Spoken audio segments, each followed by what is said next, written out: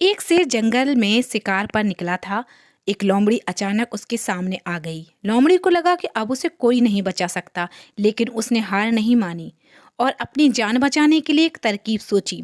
लोमड़ी ने शेर से कड़े शब्दों में कहा, तुम्हारे पास इतनी ताकत नहीं है कि तुम मुझे मार सको। यह सुनकर शेर थोड़ा अचंभित हुआ। उसने पूछा, तुम ऐसा कैसे कह सकती हो? लोमड़ी ने अपनी आवाज और ऊंची करते हुए बोली, मैं तुम्हें सच बता रही हूँ। ईश्वर ने स्वयं मुझे इस जंगल और जंगल में रहने वाले सभी जानवरों का राजा बनाया है। यदि तुमने मुझे मारा तो यह ईश्वर के विरुद्ध होगा और तुम भी मर जाओगे।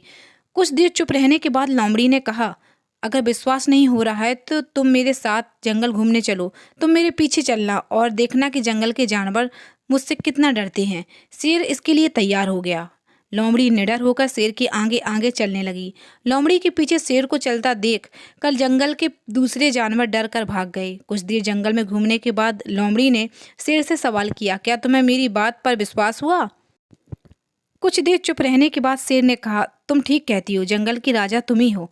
परिस्थितियाँ कितनी भी विपरीत क्यों ना हो, हम अपने दिमाग का इस्तेमाल कर उसे अपने पक्ष में कर सकते हैं। हमारा दिमाग प्रोग्राम के आधार पर काम करने वाला कंप्यूटर नहीं है।